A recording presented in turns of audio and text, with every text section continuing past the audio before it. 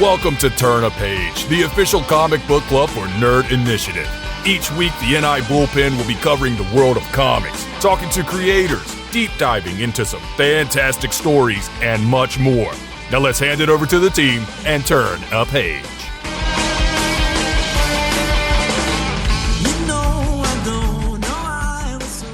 Welcome to a very special edition of Turn a Page, Nerd Initiative's Comic Book Club. I am your host. You know me as the host of the ODPH podcast. My name is Ken M. And I'm also Nerd Initiative's Comics Editor-in-Chief. To my right, your left at home, he does his own intro because it's in his contract. Yeah, I'm an actual live and direct in a recently refurbished, but still the same folding chair in the ODPH studio. My name is Off the Cuff Tom, Nerd Initiative's pop culture connoisseur.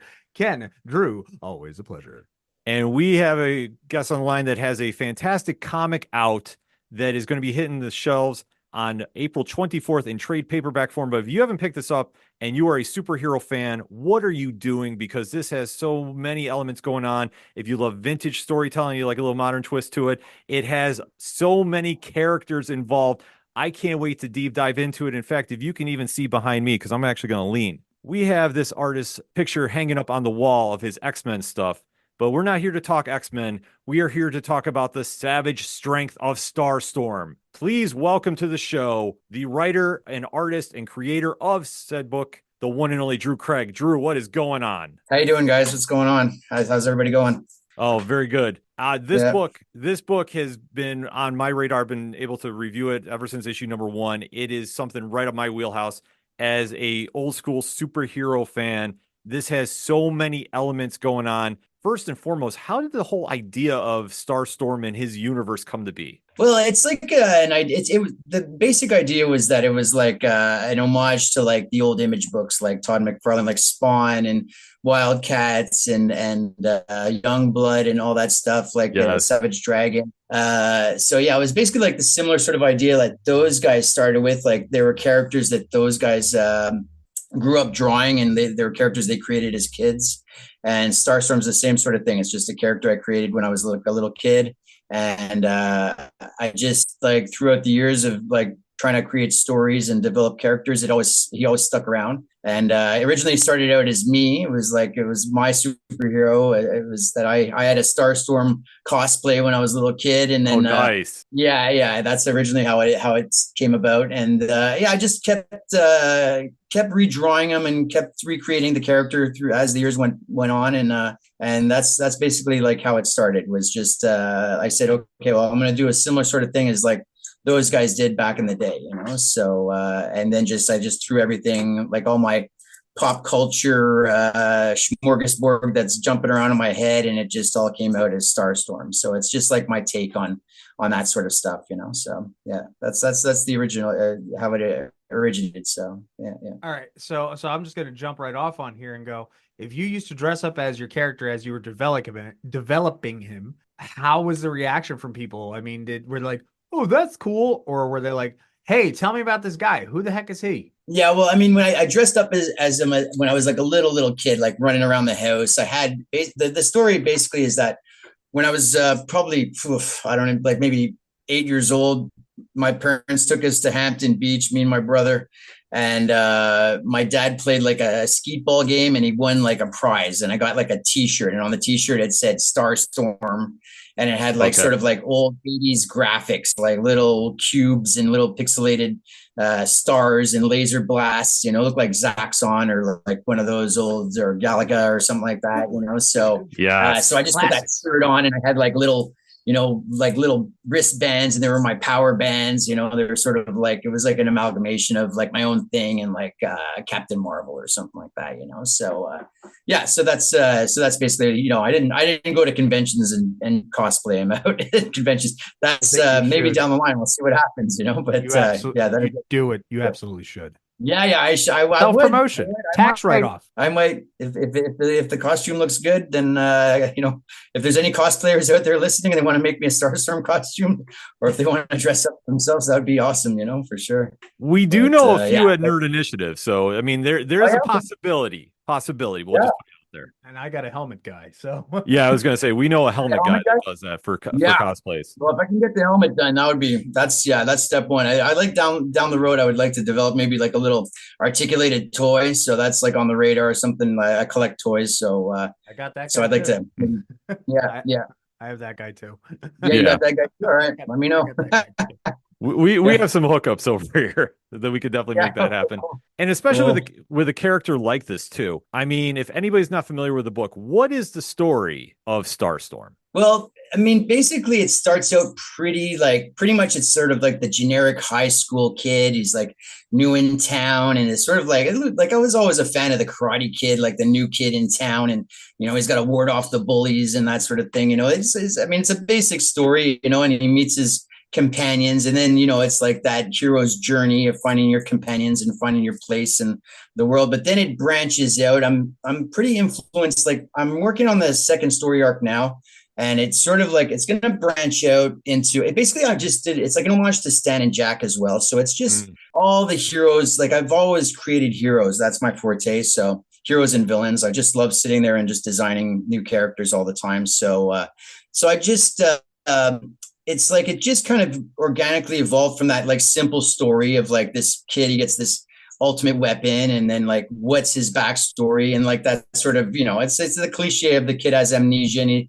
slowly has to unveil that peel that onion and of what's the weapon about, what's he about, where's he from, why does he have these powers, why are people around him developing these powers, and then slowly revealing that as the story goes on, and then branching out and just like creating this whole universe, expanding this whole universe that I've created, so so that's basically the idea from it. It's an homage to a lot of things. So it's like I did my little sort of homage to zombie movies, and then there's an homage to Crisis on Infinite Earths, and there's a homage to punk rock and all the stuff I'm into. Basically, it's just everything I love, kind of just thrown out there onto the page. So that's the idea of it, really.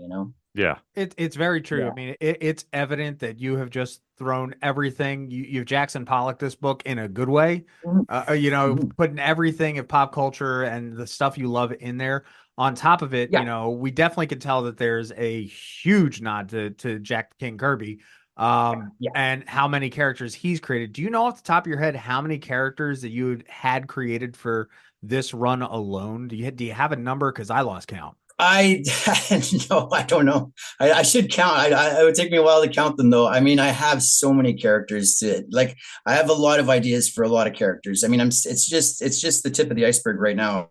I have more to go. So, and there's also like a pantheon of gods and demons and different. It's the cliched multiverse, but it's my multiverse. So it's my own twist on it. So. Now you have this great space where there's a lot of great heads in the background. One cameo is very evident, I mean, enough said about that. Is there anybody else that was in there that I may have recognized? Because there were some very space-like characters and so on and so forth. But then there were also some very human characters. Was there certain people that you wanted to put in? Yeah, I think Will Eisner's in there. Frank Miller's in there. Jack Kirby's in there. Stan Lee's in there. My brother's in there. Yeah. I think he's in the seam though, so he gets kind of blocked out a little bit. Like that's all right. It's your brother. It's okay. Well, I'm like, whatever. Yeah.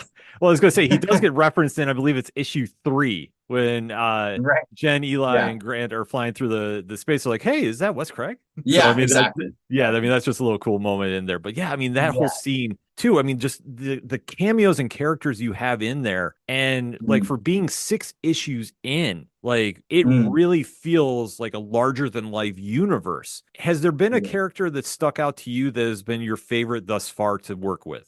Well, I love I like writing Eli because he's the comic relief, and a lot of people seem to enjoy him. So I mean, I'm a bit of a I like to fancy myself a bit of a comedian, I suppose, but not a good one. But I mean, but I like a good joke, and just I like things that are kind of cheesy little jokes and little nods to the audience, and breaking the fourth wall and all that sort of stuff. So I mean, it's so Eli's fun. He's the hardest guy to draw. I can never seem to draw him where I'm like satisfied with the way he looks, but I definitely enjoy writing that character and just finding little jokes here and there, so, but I mean, I love them all. They're all like, they're all like my children. I love them all for like a different reasons, so I really enjoy drawing Starstorm the most. He's the most fun to draw.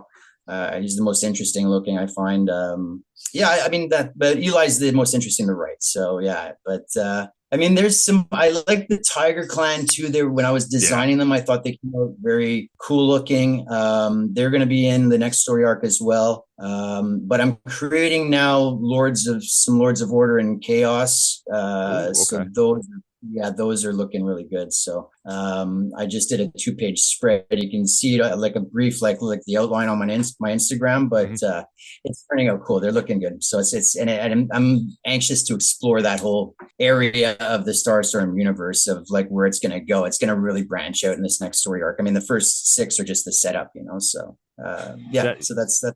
Yeah, I was going to say that's just impressive too, because like I say, if any of our listeners or viewers haven't read the book yet, like it is literally crammed with so many characters. Like I think that's one of the most impressive things I've seen is every issue we're introduced to somebody new, it feels like, and just where the story goes. It's just like there's so many characters to kind of invest in and see how the stories play out. Meanwhile, we have Grant, who's still trying to figure out where he's going. And with Eli, too, to give him a little comic relief, and Jen, who keeps them all centered and grounded. Like the trifecta there is trying to, waver the water, so to speak. It's just very cool to see, like, in this day and age, too, with superheroes, like, there's just so many classic themes involved. Like, was that the original intent? Going in with this, especially going into where we last saw Grant, who I guess I could say maybe a little bit of a spoiler now since issue 6 has been out, that he's unfortunately sacrificed himself for the greater good, so to speak. Right.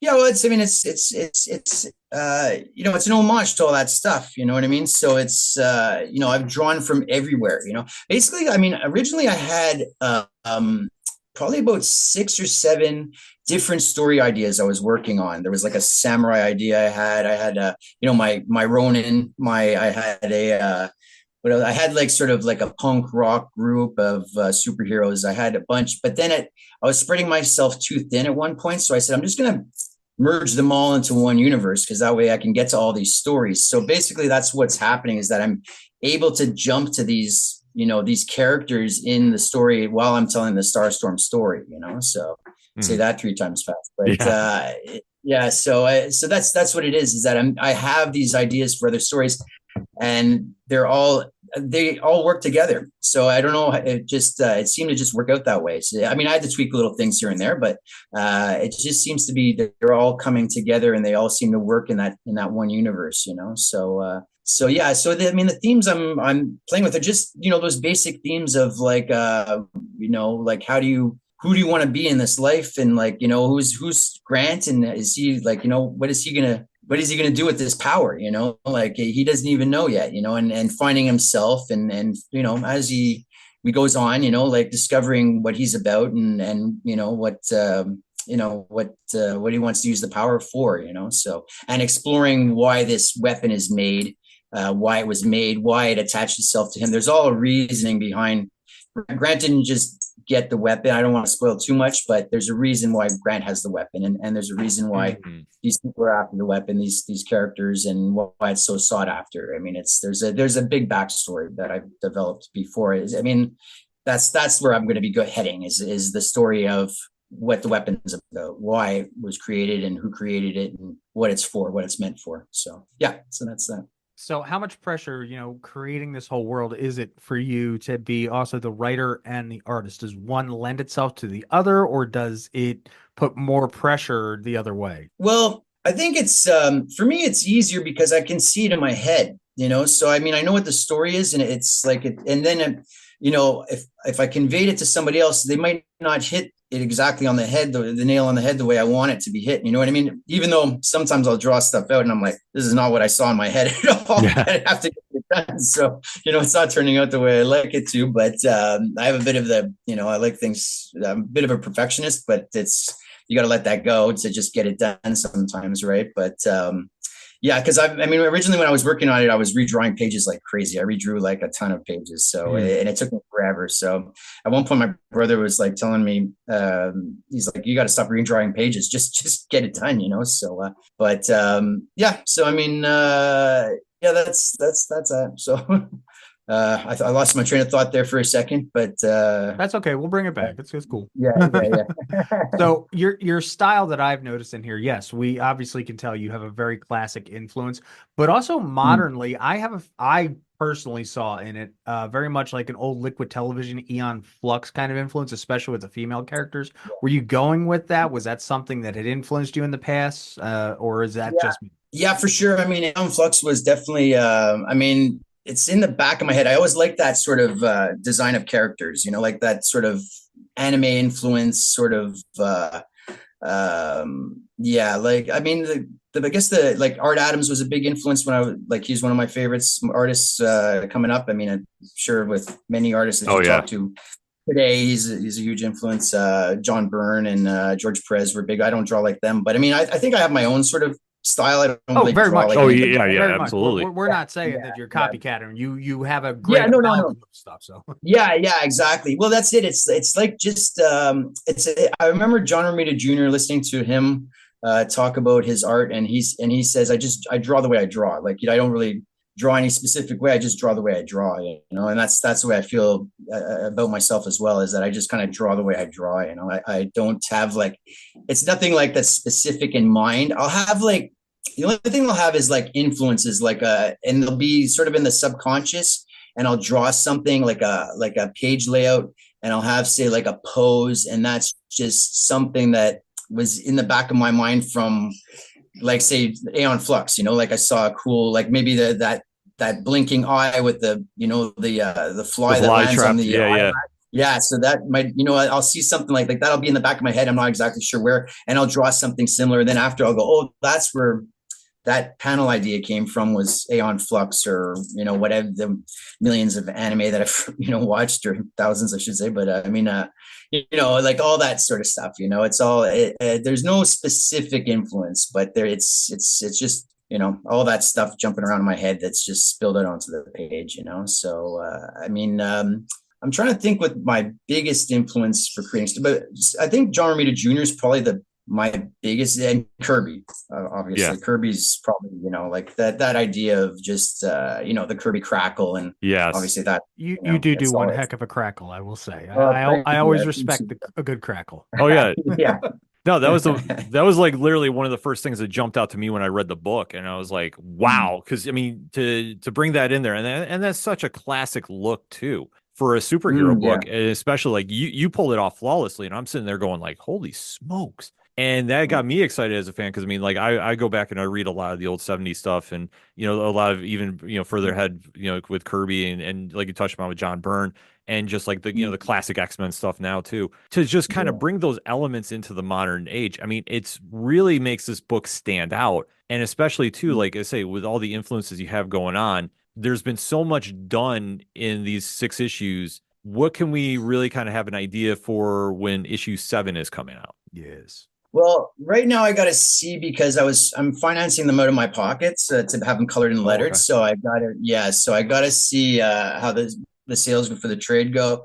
Then I can get some money back and start reproducing them. I'm drawing them and writing them anyway. So I'm thinking perhaps what I'm working on now is I had an idea for a Starstorm annual, which would bridge the gap from the first story arc to the second story arc. So you wouldn't need it to continue reading 7, 8, 9, 10, 11, 12, but it would sort of just bridge the 2 story arcs together. So I'm thinking about doing that through Kickstarter, and then raising some money through that, and then getting the next 6 done. We do love our Kickstarter comics. Yeah, no, I mean? We do love our Kickstarter comics. Oh yeah, no, yeah. I mean, I have a couple of friends, so that. Sorry, yeah, I have a friend of mine in town, Andy Belanger. He does Kickstarter comics, little comics, and he does pretty well. So I was talking to him about doing it. I don't know how to go about doing it yet, so I got to figure that out. But yeah, that's the idea right now. What I'm running with. No, I mean that absolutely makes sense too, because especially with Kickstarter blowing up too for comics anyway, like it's become such a normal thing to do, and especially for Yeah. creator owned too, because then you get a chance to really do your vision how you want to do it. And I mean, Mhm. obviously, being at Image, you're allowed to do, more or less anything you really want to do because they've been, they're obviously known for being creator owned and being very creator flexible. So to see it now Yeah. kind of transition, like we're seeing a lot more of that pop up. Do you think this is gonna be like the wave of comics in the future going Kickstarter? Definitely could. Yeah, definitely. I mean, definitely. It's going to be a thing for sure. I think more and more, it's just a good way to finance your creations. So I think it's very. How do I put it? It's there's a lot of work involved. I think from what I'm gathering. I don't know the ins and outs of it, like I said, but I think it's you really have to be like all hands on. But I mean that's how it is. I mean when you're creating these things, you got to be completely involved with them. Yeah, it's definitely. I think a lot of creators are going to be going that route. It's a good way to put some money in your pocket and get your things made. So I mean that's what we're all trying to do. So just get our stuff out there. To the public. So Oh yeah. and yeah, that's it. Yeah. So I definitely think there's a good space for it. Yeah. Now, with this being an original character, one thing Mhm. I'm trying to figure out exactly, you developed him, he's been in the back of your mind since you were, just a wee little guy. Mhm. What exactly are Starstorm's powers without any spoilers? Because I'm like getting Green Lantern / nanotech / hammer space, like Batmite vibes. What's he do? I got the sword. Yeah. That's one thing. Okay, he's got a sword and he's powered up his friends. What else? Yeah. Yeah. Well, basically, it's sort of like the Matrix. It's. I don't want to reveal too much, but it's like he can his imagination is the limit. Hmm. So But it's yeah. So, can he do but kung fu? can he do kung fu? If it's with the Matrix, Maybe. can he do kung fu? We haven't gotten there yet. So, All right, now we need a red pill and a blue pill. if I can draw kung fu, he can do kung fu. But that's the problem is I don't know if I can draw kung fu. So can he do kung fu? No, no, I wouldn't say he can do kung fu. He can scrap though. He's a scrapper, so he knows how to throw 1-2. No kung fu, just a 1-2 maybe. But yeah, Yeah. his powers will be more revealed as the story goes on. But yeah, there is definitely like that Green Lantern sort of like energy burst. He has like that cosmic energy sort of power, and it'll be unveiled like the whole sort of detail of the Starstorm weapon and the powers that it has is going to be unveiled in the next story arc, basically. So I don't want to reveal too much. The sword there's a reason behind the sword, and that'll be revealed as well. So it's there's a big bad coming up in the next story arc, and anyways, we'll just leave it at that. Basically, I don't want to reveal too much. Now, Starstorm specifically is just a lazy human's way of saying the name of the weapon. What is the proper pronunciation of the Starstorm? The Starstorm. Starstorm. The Starstorm. There you go, ladies and gentlemen. The Starstorm, yeah. So yeah, there's a reason for that name as well. So yeah, so that's I don't want to tell too much because I want people to pick up the next story arc. But there's You're the breadcrumbing it. is part of the Starstorm weapon. It's the reason for the Starstorm weapon is the Starstorm, and I don't want to reveal what the Starstorm is, but it's yeah, I don't want to tell. No, that's fair. It's like a big part of the story. Yeah. So yeah. But that's why. But that's why everybody should go pick up the trade paperback when it drops on April 24th, and then they can start putting their own clues together about how it's going. Yeah. I haven't dropped too many hints about it. Yeah, you're gonna have to wait and see. Yeah. No, that's completely fair. Yeah. It's in it. Yeah, it's it. I can't tell too much because it's like I'll be revealing basically like the next story arc, like what's happening, and I want people to buy them. So no, we want people to buy them for you. Oh, absolutely. No, like we say, there's no way if you're a superhero fan that you don't pick up this book and immediately like get some ideas and imagination and get excited about it. Because like I say, it has so many different elements going on with it too. Like for me as a fan, I love reading it because it's just so, you look in comparison to everything going on with other superhero books and it really stands out. And then to see, Oh no, absolutely. Like that's the thing that gravitates toward me. Because even Mm, like when I'm sitting there trying to piece together, like, okay, why is the meteor coming into Kirby High School? Like I think like right. there's got to be a deeper meaning for that, and then just Yeah. immediately to see where everything goes from there. Like, is there actually? I'll kind of segue to that. Is there more of a deeper meaning with the meteor Yeah. Well, basically, I'll like basically without I'll say revealing this is that anything? Without revealing anything. yeah, the Starstorm was basically traveling around, and it's looking for Grant. It was looking for Grant. Okay. We'll say that. I'll leave it at that. It was the Starstorm was looking for Grant basically, and it's been traveling around and accumulating space particles, and it turns into a meteor basically. So I'll just leave it at that. So that's basically Very the meaning Power behind Ring it. kind of vibe, it sounds like. Yeah, very power. Yeah, Power Ring very Green adjacent. Lantern. Yeah, very much in the vein of a Green Lantern type of idea, like that ultimate weapon. So that's something along those lines. Yeah, Absolutely. yeah, and Grant. Yeah, it's hard to know what to say and what not. Because I don't want to reveal too much. There's You can wait so till we stop recording and spill it all. It's quite all right. yeah, okay, yeah. Yeah, we'll give the indication when the red light's off. So yeah, don't worry Yeah, about that. okay, all right. I'll let Now, you guys know when we're off. because you've thrown so much at the panel, there's, obviously nods to a bunch of different pop culture references and your personal Mm. love for superheroes.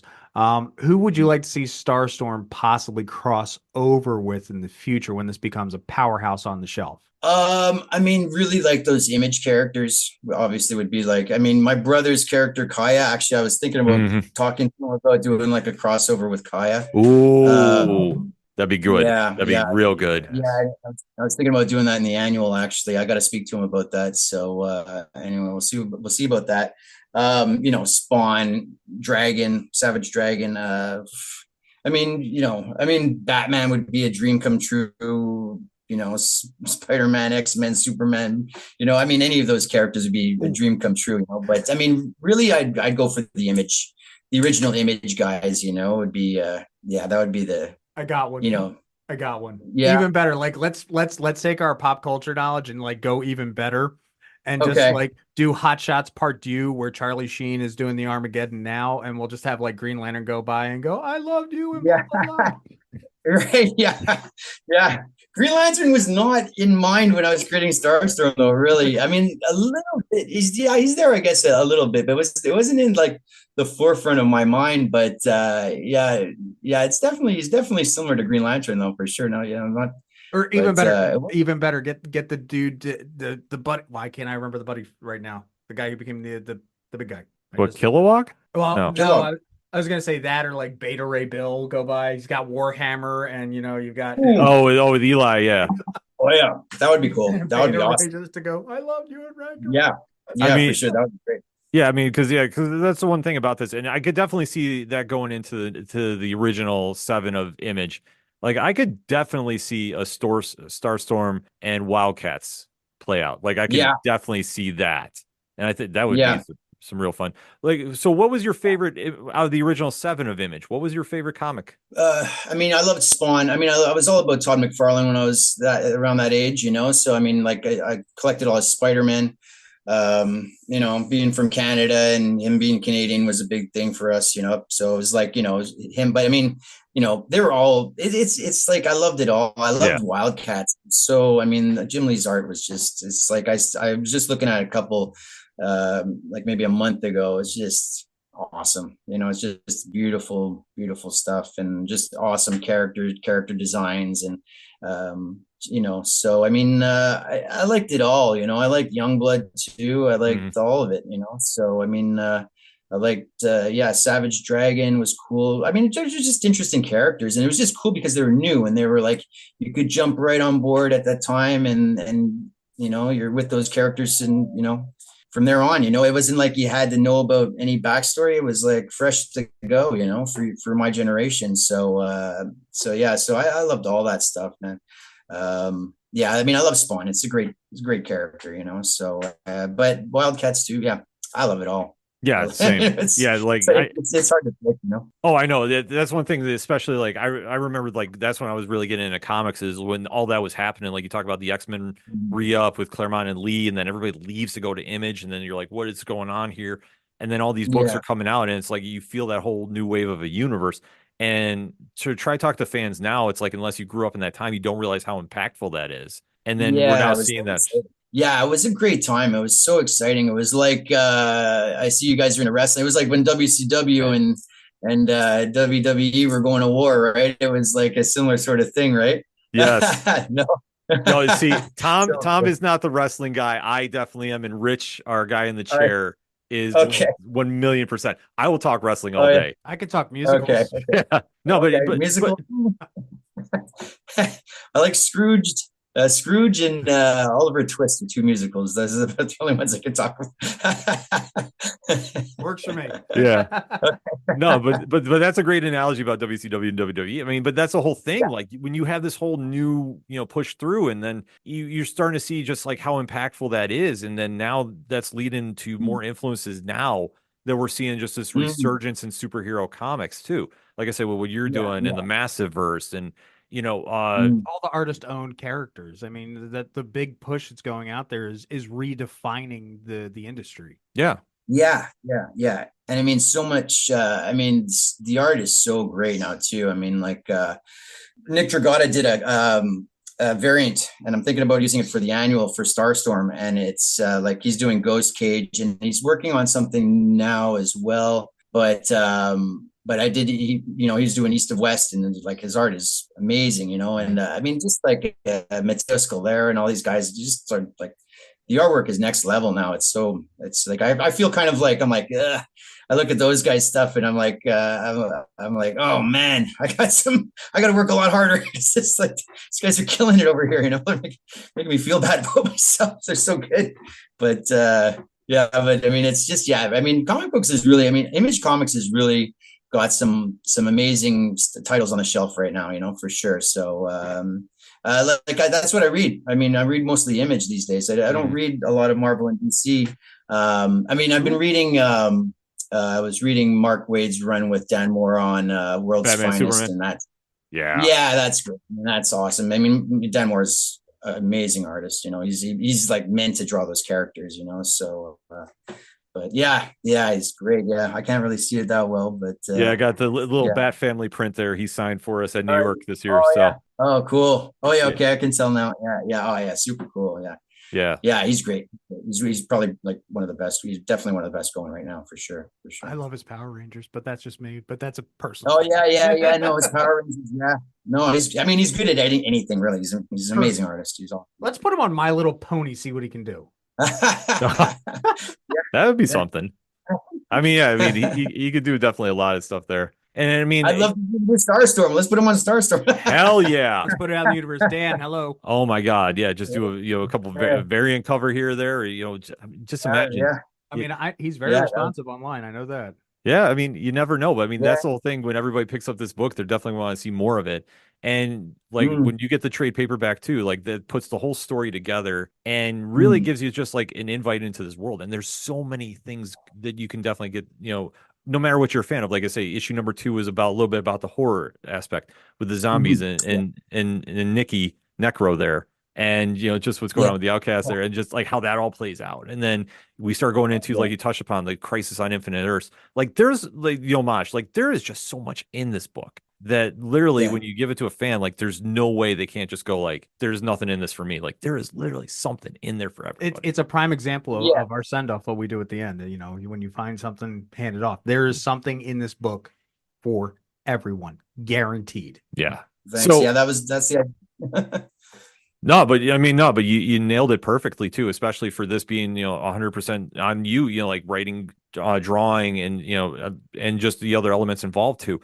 Like I say, to just have that kind of labor of love, like it pours out and it connects with fans easy. Like this is something that's a monster win. And I'm really hoping this gets a big push on New Comic Book Day on April 24th, at least. And I hope people go get the back issues too, because literally there's just so much in this for everybody too. And especially in this day and age of superheroes, like we're seeing this big resurgence, especially now with animated shows like Invincible, X-Men 97. Right. I mean, if you had to do a Starstorm live action or animated, who could you see playing Starstorm? Well, I was watching Stranger Things, and Steve I was like thinking Steve would play kind of Starstorm, and then I was thinking Argyle would play Eli, and Okay. Jen, I'm not quite sure. I haven't narrowed that down, but that I was thinking those characters. I mean, I loved Eddie Munson too, so he was my favorite character, obviously from that season. So I was thinking, okay, maybe he could play Starstorm, but they're like, I don't know. Yeah, Steve's just he has that hair, you know what I Yeah. mean? So I was thinking like the hair and I like him as a character. So yeah, I was thinking him and yeah, those are the two I thought about. But Jen, I'm not quite sure. Maybe one of the girls from Stranger Things, because that's a great cast. So Mhm. yeah. So that I was thinking maybe something along those lines. Yeah, I'm I, not sure what his name is in real life, but yeah, but I you know guys you. know. Yeah, I know what you're talking about. I'm just blanking on his name too. Yeah, Yeah, okay. Stranger Things, not yeah, me. yeah. No, it's He's no probably like Stranger. 40 years old, but he plays a great teenager though. Yeah, it's crazy. He does. But no, but Yeah, it's gonna be a shame too that show's coming to an end. Like it's just talking about yeah. stuff that's impactful and just like that's gonna be something much like Image Comics is influencing everybody. The original seven influencing you and more creators now that are gonna influence a whole new wave of creators. It's a whole new Mm. generation. Like it's how does that kind of feel to just be in that mix? It's a dream come true. It's like just I mean, man, my head getting real big talking to you guys right now, so I'm gonna Yeah, have to I'm gonna have to I go can wash some fix dishes that. after. yeah. But yeah, no, it's a dream come true. It's like it's just I mean, just talking to you guys and talking to people at conventions and just getting the feedback and the love for it. It's yeah, it's just a dream I always had, and it took me a long time to get it done, and I wasn't sure I wasn't sure if I was ever going to do anything with it, if it was ever going to see the light of day, and just and going through the trials and tribulations of life, and then it actually, like just powering through and getting it done, and then pitching it, and then having it published. It's the best thing. It's an amazing feeling, really. It's great, and then really getting feedback from guys like you and like I said, people at conventions. It's yeah, I don't want to get like choked up or anything, but Yeah. Do it's it. a great feeling. It's a beautiful thing. Anybody out there who's thinking about creating something and just do it. You know what I mean? It's and like and there's so like we were talking before. There's so many avenues now to go about making these things with Kickstarter and crowdfunding. It's like there's no way you can't do it. You can, what I mean? So yeah, I would recommend that to anybody who has that sort of aspiration to just go for it and just put your butt in that seat and just make it happen. So easier said than done. Sometimes life can get in Mhm. the way, but yeah, it's a great thing. Yeah, it's awesome. So yeah. On top of that, Ken's talking about the whole generational thing of how the Silver Ages and the Golden Ages and where we're at now, which I don't know the modern age where we're at. It's a big, long generational thing, but you also have the familial aspect as well with your brother. What's that Yeah. like? Do you use him as your sounding board, or have you just like, all right, man, look here, it's like thanks for the heads up, but I got my own thing going on. No, me and Wes are super tight. Wes is my younger brother. I'm actually the older brother. Okay. And like I'm always bouncing things off of him, and I'm always trying to get him to work with me because he's super talented. And I'm like, let him draw this story for me. He's like, Yeah. I'm too busy drawing my own stories. And I'm like, come on, draw my story. No, my story's better than your story. He's like, no, it isn't. I'm like, all right, you're right, it isn't. But could you maybe one day draw my story? But yeah, no. I mean, we've been doing conventions together for the last, 20 years now, so, I mean, I learned, even though he's my younger brother, he taught me some valuable lessons. He's a really hard worker. And I just saw how hard he worked at his craft. And it really inspired me to really try to become better at both, storytelling and my artwork as well. So, yeah, yeah, I mean, we grew up, I mean, he got it from me. So all his success is really due to me. And I tell him that all the time. I'm like, you realize you owe me because I was the guy who started with the comic books and drawing and you owe me big time. And then every once in a while I call in a loan and then if he doesn't give it to me, I do the older brother thing. I give him the noogies Yeah. So do you get your no, but, residuals from him? That's the Yeah, question. yeah, exactly. Yeah. But in all seriousness, yeah. So I mean, I started with the being into comic books, and my mother, she paints and she draws. So I used to get her to draw Superman out of my Superman comic books, Oh, and nice. that's how it all started. Really, she's an artist as well. So then, yeah, and then I would just copy her, and we'd just sit down and draw, and then it was always into comic books, always loved superheroes, and Wes just followed suit. He always was he got into everything I was into, but he like, I was into other things as well. I did a little bit of sports. I played hockey and played football and baseball, and my dad's more of a like a sports guy, so he saw that I had a bit of a talent for that, so he put me in that, but he left Wes to, Wes can sit on the bench and draw, you know what I mean? So Yeah. so that's how it's so good, because he was like, that was his thing. He just was like, going at that. So, but I always did it as well. So I always loved it as well. So, yeah, so it's cool. It's cool having a brother that's, I mean, we can sit there and talk for hours about comic books and pop culture and stuff, we're into all the same things, so it's good. And we get along really well. So, he's a good guy. So I'm lucky. Yeah. That's awesome. Yeah, cool. It's cool. It's cool. We're both doing it. It's really it's the dream. It's the dream we had as kids. It's so yeah. I'm getting a little too sappy here, though. I don't know. That's why we do this. We want to get to know the artists and the writers. We want to know who you are. That's why we're not just here to plug. We want to know why. Yeah, right. Yeah. Well, that's the story. I mean, we just always grew up loving this stuff, So, and to this very day, So yeah, that's it. No, that's awesome. Well, obviously, Starstorm is coming out in trade paperback form, Image Comics, April 24th. What's on deck after or outside the world of Grant Garrison?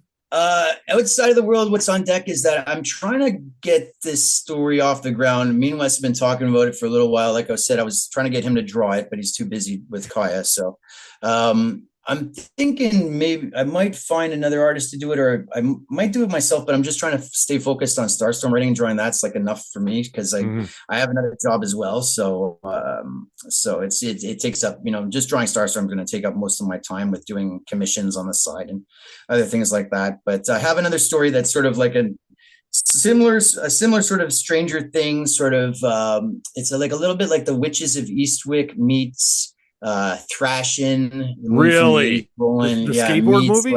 The skateboard movie meets like Goonies, punk rock, sort of 6-issue miniseries sort of thing. Yeah. So I've spoken about it before on some other podcasts, but that's the idea I have.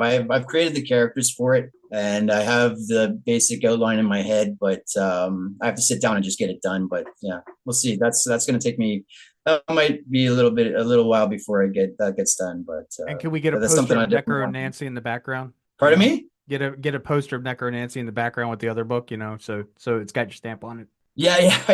Well, I'm thinking about. I'm a big Michael Moorcock fan, so the Elric books and the Eternal Champion. So I was thinking about having like a character that runs through all of my stories, like the one character who jumps around in the universe and multiverse, and he's always there. So I was thinking I have that character, but my brother was telling me it might be a bit of a conflict of interest with it being an Image comic, and then if I do this through Kickstarter and it gets published somewhere else, but I'm like, I don't care. I'm going to do it anyway. Yeah. So let's do what I want. Don't tell me what to do. You're my younger brother. Exactly.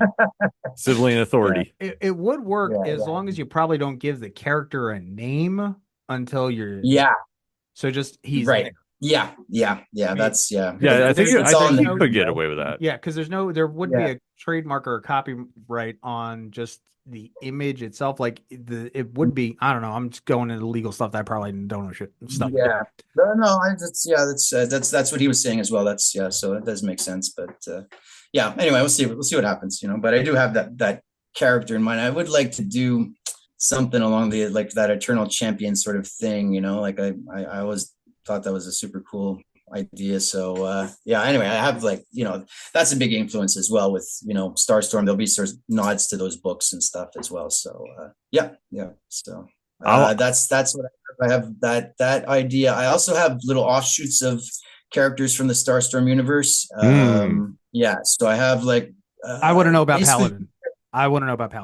That's Paladin? Ask away. well, no, that's what if you're gonna make a book, I want one on Paladin. You want a Paladin book? All want a right. Paladin Well, book. yeah. I mean, I All hadn't right. thought about a Paladin. Paladin has a backstory, and I have it in mind. But He's all the right. only You want character that Paladin? had a different color speech bubble, so that drew me right in. Yeah, yeah. He's got his own story for sure. I mean, they all do.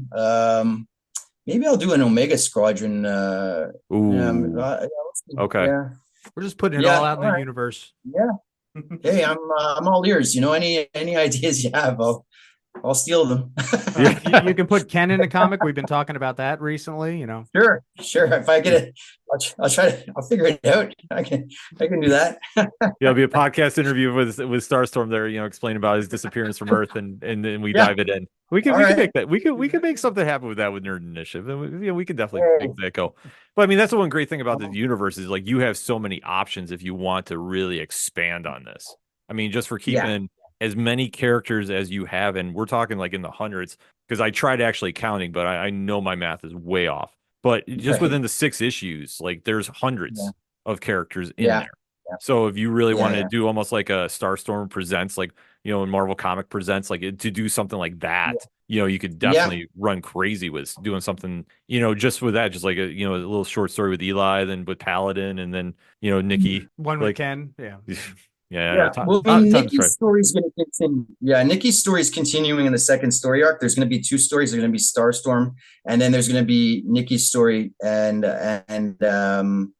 so what's happening? Basically, like Starstorm's going out into space, and Nikki and a couple of companions are staying on Earth, and there's a whole storyline there. So we're going to be following 2 stories. Yeah, so there'll be 2 or 3 separate stories going on. So so so those characters are going to continue, and the Omega Squadroners as well continue, and then I also have another character called the Mystic Skull. Okay. And he's sort of like a bit of a Captain America man at a time character. I'd like to develop him. I did some design work for him, and he looks super cool, and I have a pretty interesting story about him. But I maybe in the annual I'll do a little Paladin story. My brother's actually going to maybe do a little story for the annual, so maybe he'll be interested in something like that. If I come up with a good enough idea, maybe I'll do something along those lines. But I'm not making any promises, but we'll see what happens. No, absolutely.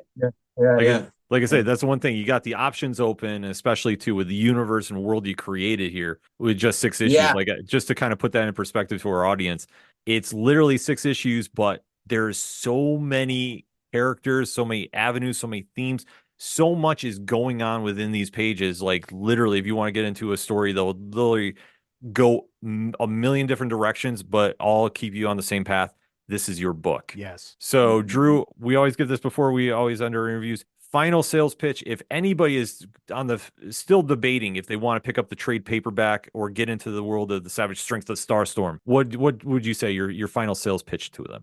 It's the greatest story ever told by a human being. No, it's just, listen, if you want to have fun and you want to just like marvel at a new universe. Oh, that sounds bad, but I mean, it's just if you want to pick something up that's neat, and it's not like it's just an interesting read. I feel it's an interesting read, and it's fun, and you just get to like look at all these characters that I've created and follow these interesting characters. I mean, I love the characters that I created, so it's hard to pitch it. I don't like to sound, I sound like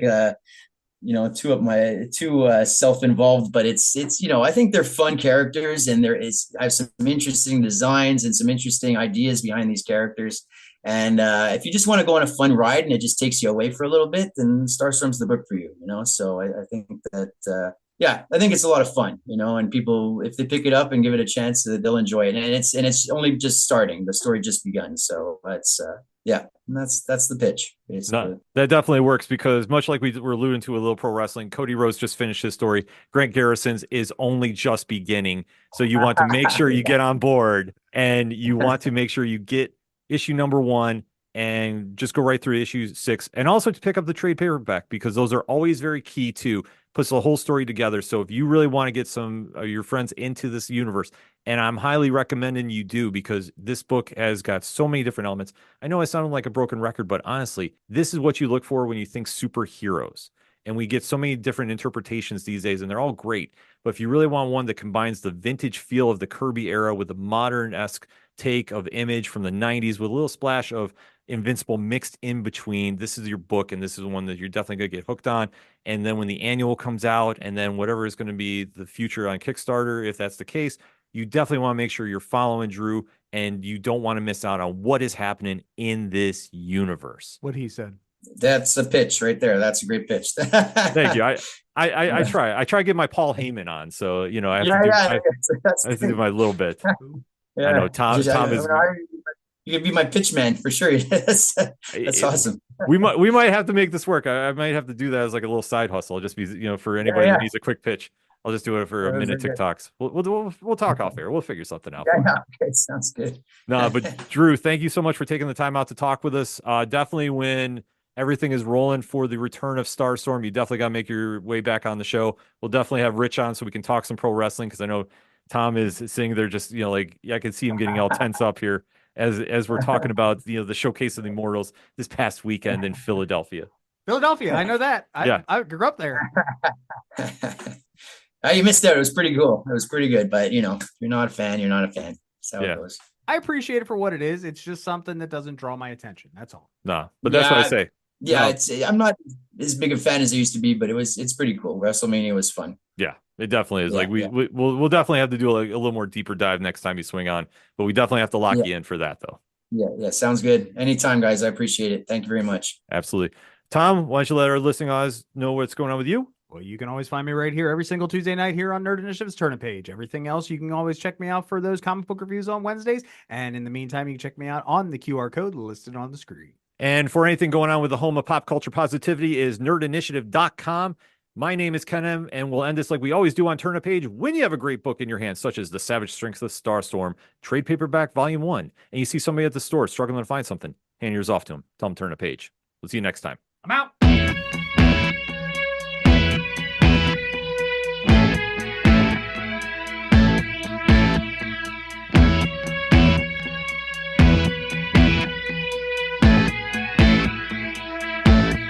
It's such waste of time, swiping left and swiping right on people you could know. 'Cause anyone who's worth a damn be worth way more than a picture could ever show. You could find the right light, find the right angle, and never find your soul. And it can feel like a losing battle, and this plot is full of holes. This modern way of finding love just makes me feel so alone. And I can't be the only one sick of staring at my phone. So look up, talk to me, a better way to spend our energy.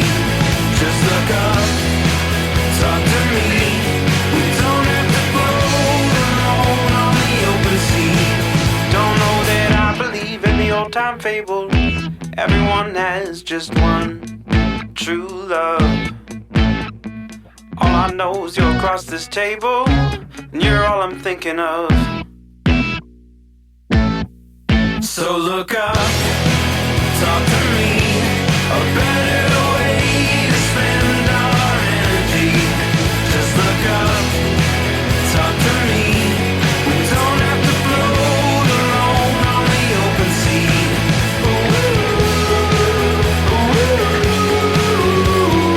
Talk to me.